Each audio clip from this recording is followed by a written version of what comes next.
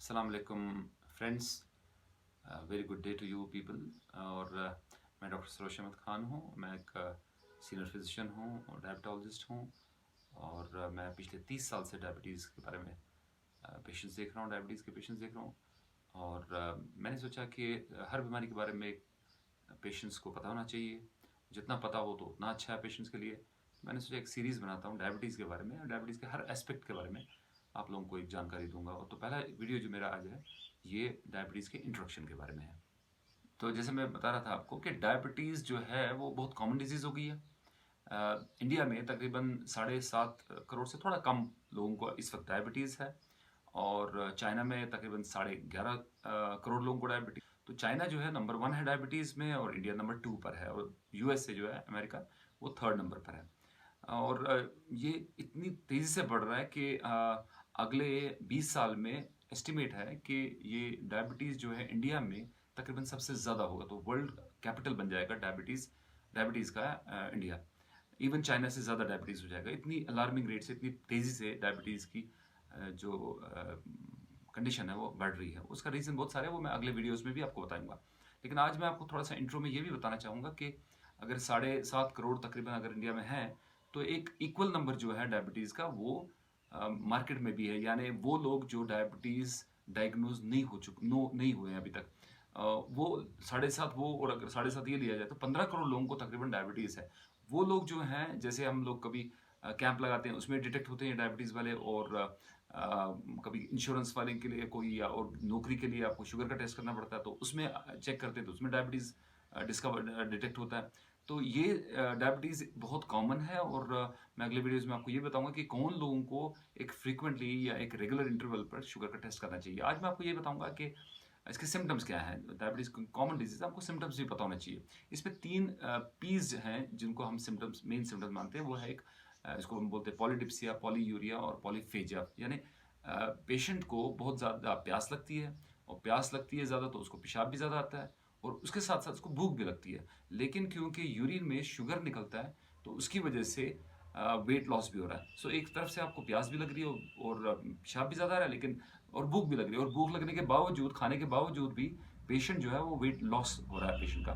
तो ये एक कॉमन ट्रायड माना जाता है, या 3 सिम्पटम्स का एक ग्रुप माना जाता है जो डायबिटीज़ के लिए है। उसके अलावा पेशेंट जो हैं वो इन्फेक्शन का शिकार होते हैं। फॉर एग्जांपल उनको फोड़े निकलेंगे बहुत सारे, या उनको पेशाब का इन्फेक्शन होता रहेगा, या उनको और कोई इन्फेक्शन होगा बॉडी में, जैसे खांसी वगैरह होगी, या आंखों में फोड़े निकल रहे हैं। उसके अलावा पेशेंट्स को अगर इन्फेक्शन हुआ है, ये ठीक नहीं हो रहा है, एंटीबॉडी खाने के बावजूद ये ठीक नहीं हो रहा है, या जख्म लगा है वो ठीक नहीं हो रहा है, या जल गया है कोई पार्ट बॉडी का थोड़ा सा, वो हील नहीं हो रहा है, जो जख्म नहीं हील होना है, ये एक इंडिकेशन है कि पेशेंट को शायद डायबिटीज ना हो। या बाकी सिम्टम्स भी होते हैं, जैसे डायबिटीज अभी स्टार्ट ही हुआ है और अभी डिटेक्ट पूरा नहीं हुआ है, और उससे पहले आप पेशेंट बोलता है कि मेरे को जलन हो रही है, पैरों में जलन हो रही है, आग निकल रही है, या सुइयां चुभ रही है। या अगर मेल हो तो उसको, बहुत लोगों को हमने देखा है कि डायबिटीज अभी डिटेक्ट ही हुआ है, और डिटेक्शन के टाइम ही उनको सेक्सुअल डिस्फंक्शन हुआ है, यानी इरेक्टाइल डिस्फंक्शन जिसको हम बोलते हैं वो हुआ है। तो चाहत होने के बावजूद उनका परफॉर्मेंस जो है वो, सेक्सुअल परफॉर्मेंस अच्छा नहीं हो रहा है। ये भी एक इंडिकेशन है डायबिटीज़ की। लेकिन सबसे इंपॉर्टेंट क्या है? सबसे इंपॉर्टेंट है कि ये ऑलमोस्ट अभी मैक्सिमम लोगों में एक साइलेंट डिजीज बन गया। साइलेंट इन द सेंस कि ना पेशाब आ रहा है ज़्यादा, ना प्यास लग रही है ज़्यादा, ना भूख लग रही है ज़्यादा, ना ये सारे सिम्टम्स है। और मार्केट में हम, मतलब सोसाइटी में बहुत लोग हैं जिनको डायबिटीज़ है, उनको कोई सिम्टम नहीं है। इसीलिए ये डेंजरस है, और उन लोगों को डिटेक्ट करने की ज़रूरत है। चलिए फ्रेंड्स, मैं आपको ये बताता हूँ कि डायबिटीज़ में डिटेक्ट कैसे होता है, यानी टेस्ट कौन से किए जाएं। जैसे 3 इंपॉर्टेंट टेस्ट हम करते हैं डायबिटीज़ के लिए, डिटेक्शन के लिए, यानी डायग्नोज करने के लिए। एक होता है फास्टिंग शुगर, जो फाके हम करते हैं। वो कम से कम 8 घंटे का इंसान फाके होना चाहिए, यानी उसे कुछ नहीं खाना चाहिए 8 घंटे। और वो टेस्ट अगर 126 या 126 से ज़्यादा आता है तो पेशेंट को डायबिटीज़ है। अगर हम करते हैं रैंडम, यानी हमने कभी भी किया, अभी 8 घंटे का फाका नहीं हुआ है, 3 घंटे हो गए, 4 घंटे हो गए, 5 घंटे के बाद, खाना खाने के बाद किया हमने 8 घंटे तक, उस सूरत में अगर आपका शुगर 200 के ऊपर हो तो ये डायग्नोज करता है डायबिटीज।